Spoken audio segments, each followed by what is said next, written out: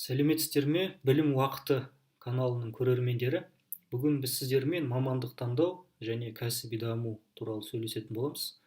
Бұл екі мәселе де адам өміріне өте қатты әсер ететін, жалпы адам өміріне бір мән маңыз беретін екі фактор. Біріншісі ол мамандық таңдау, екіншісі сол таңдаған саламызда, мамандығымызда өзімізді дамыту. Енді қазір барлығы білетін бір екі факторға тоқталып кетейік. Біз оқушыларды бағыттаған кезде, жаңағы мұғалім болсын, ата ана болсын, қалай айтамыз оқушыға?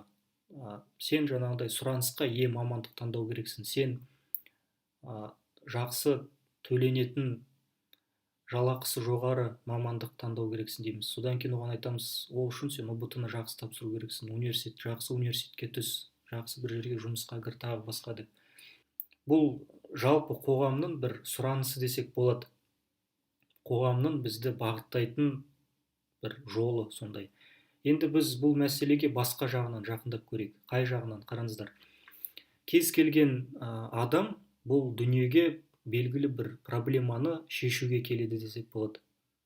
Бір проблеманың шешімін табуға. Немесе өзі бір проблема болады, егер шешім болмаса. Сондықтан біз оқушыны бағыттаған кезде айтуымыз керек. Сен осы дүниеде белгілі бір проблеманың шешімін табу керексің. Қандай проблема? Проблемалар көп. Дүниеде болсын, мемлекетімізде болсын, өте көп шешілмеген проблемалар бар. Енді оқушы бізден сұрайды сол кезде, ол қандай проблемалар? Біз оған проблемалардың тізбегін көрсетеміз. Содан кейін оқушы бізден сұрайды, мен бұл проблемаларды қалай шешем? Сол кезде біз одан сұраймыз, сен бойында қандай қабілеттерің бар, қай қабілеттерің сенде жақсы дамыған, және осы қабілеттерді сен қай салада қолдана аласың. Сондықтан біз бірінші жалпы дүниедегі бір ортақ проблемаларға тоқталып кетейік. Дүниедегі проблемаларға келетін болсақ, интернетке кірсеңіздер, мына жерде Біріккен ұлттар ұйымының сайты бар. Осы жерде жаһандық мәселелер деген бар, міне қарап тұрсаңыздар. Енді осы мәселелерге тоқталатын болсақ, мына жерде көріп тұрсыздар, міне атом энергиясы. Қазіргі дүние жүзінде энергия қуатын дамыту, оны қолдану ең өзекті мәселелердің бірі. Сондықтан осы атом энергиясын қолдану, оны адамдарға зиянсыз қалыпқа әкеліп, энергияға айналдыру ең басты мәселелердің бірі. Яғни бұл бір проблема жаһанның алдында тұрған. Екіншісі Африка деп тұр, яғни Африка материгіндегі кедейлік және тағы басқа көптеген проблемалар, ол жалпы жаһандық мәселеге жатады екен. Екіншісі қашқындар және босқындар мәселесі. Дүние жүзіндегі саяси жүйенің тұрақсыздығына байланысты көптеген адамдар осылай босқын болуға мәжбүр. Бұл да бір мәселе. Яғни осы мәселені шешуге де бағыттаса болады оқушы өзін. Келесі астыға түсейік, ауыз су мәселесі, яғни таза су. Бұл да адамдар үшін ең қажетті және ең өзекті мәселелердің бірі. Келесі гендерное равенство дейді. Әйелдер мен еркектердің арасындағы қарым-қатынас және теңдік. Қазіргі таңда ең көп қозғалып жатқан мәселенің бірі. Деколонизация, яғни көптеген мемлекеттер осыдан бір 50-60 жыл бұрын отар болды. Қазіргі таңда әлі де отар қалпында өмір сүріп жатқан адамдар бар. Бұл да дүниенің өзекті бір мәселелерінің бірі екен. Төмен қарай түссек, демократияны дамыту. Бұл да бір мәселе. Екіншісі балалар мәселесі. Яғни балаларды дамыту, оларға бақытты бір атмосфера жасау дүние жүзінде. Оларға білім беру, тағы басқа деген сияқты. Бұл өзекті мәселе. Денсаулық сақтау мәселесі. Адамзаттың ең басты мәселелерінің, проблемаларының бірі десек болады. Климаттың өзгеруі. Келесі инновация, яғни қазір технология өте қатты дамып жатыр, соған байланысты ақпаратты өңдеу. Содан кейін искусственный интеллект деген осының ішінде. Бұл да өзекті мәселелердің бірі. Келесі кедейлік. Бұл да шешілуін күтіп отырған бір мәселелердің бірі. Бұның астына түссек, миграция, яғни адамдардың қоныс аударуы. Келесі мұхит, әлемдік мұхиттар, оның кірленуі, оның қолданылуы. Қауіпсіздік, дүниедегі қауіпсіздік. проблемалары, жасөспірімдер проблемалары, содан кейін адам санының көбеюі және тамақ өнеркәсібінің проблемалары мына жерде, адам құқықтары, халықаралық құқық және халықаралық қатынастар, мемлекеттердің бір бірімен дұрыс қарым қатынаста өмір сүруі, спид мәселесі және қартаю. Яғни бұл осы біріккен ұлттар ұйымының сайтында тұр ең өзекті проблемалардың бірі қазіргі таңда. Көргеніңіздей, дүние жүзінде өте көп проблемалар бар, бұлардың барлығы Қазақстанда да бар. Сондықтан біз оқушыны бағыттаған кезде айтуымыз керек, дүниеде осындай проблемалар бар, сен осылардың біреуін таңдап, сол салада жұмыстанып, сол проблемаларды шешуге өзінің үлесіңді қосу керексің, өзінің қабілетіңді, өзінің ерекшеліктеріңді қолдану керексің. Содан кейін оқушы өзі таңдайды, қай салада ол жұмыс істейді. Мысалы біз бағана көрсетіп кеткендердің ішінде денсаулық сақтау саласы ма, адамдардың қарым қатынасы ма, тағы басқа, ол әрбір оқушының жеке қабілеті мен қасиетіне байланысты. Яғни біріншісі, біз оқушыға осыны түсіндіруіміз керек, сен жалпы алдағы уақытта не істейсің, не істеуің керек, бұл өмірге келген кездегі негізгі мән қандай деген сияқты.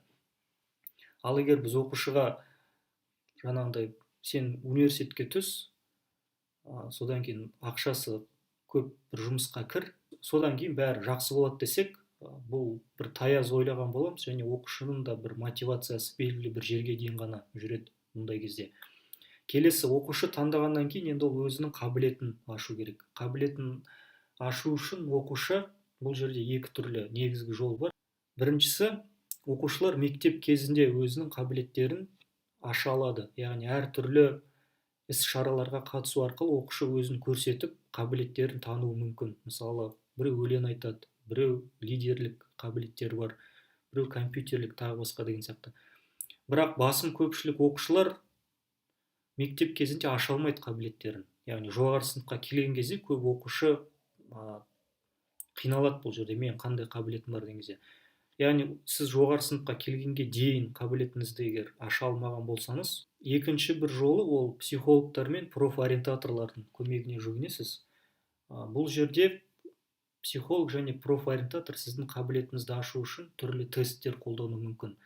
Бірақ бұл тесттердің де 100% сіздің дәл қабілетіңізді ашады деген зат жоқ. Сонда да ол белгілі бір картинаны жасап береді сізге. Сонымен екінші мәселе дедік біз, адамның өзінің қабілетін тануы және аша алуы. Қабілеттерімізді танып ашқаннан кейін үшінші мәселе туындайды алдымызда, ол осы қабілеттерімізді қай мамандықтарда және қай салаларда біз қолдана аламыз.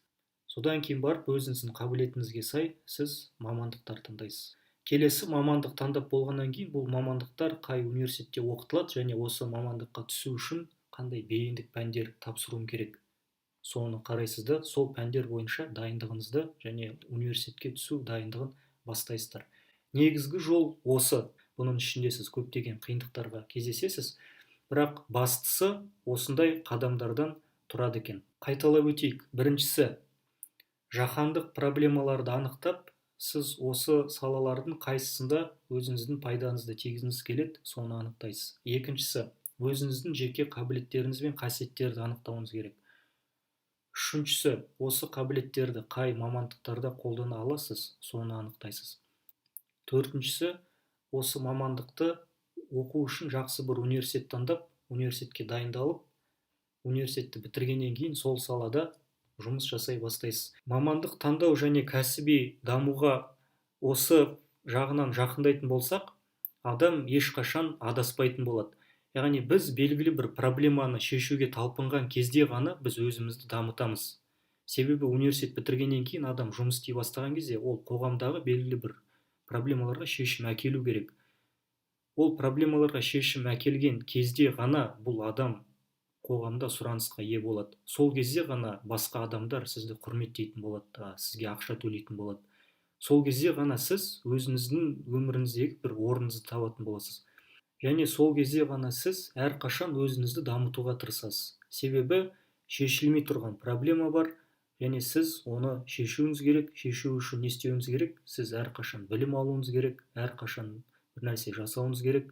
және босқадан босқа отыра бермеуіміз керек. Қысқаша осы, құрметті көрермендер, біз бұл мәселелер бойынша тағы да алдымызда видео түсіретін боламыз. Ал енді көрсетіліп кеткен қадамдардың ішіндегі ең қиыны ол адамның өзінің жеке қабілетін аша білуі. Ол үшін психологтар мен профориентаторлар дедік. Мен сіздерге осы видеоның төмен жағында Астана қаласының өзім білетін психолог профориентаторларының сайтының сілтемесін қалдырам. Бұл сайтта сіз онлайн профориентация және психологиялық қолдау алсаңыз болады, яғни үйіңізде отырып қазіргі карантин жағдайында, немесе барып дәл сол жерде олардың консультациясы мен тесттарын өтсеңіз болады. Және де егер білім уақыты каналының атынан барсаңыздар, сіздерге кем дегенде 10% жеңілдік жасайды. Сіздер үшін бұның пайдасы болды деп ойлаймыз. Каналымызға жазылып, лайк басып отырыңыздар. Келесі кездескенше.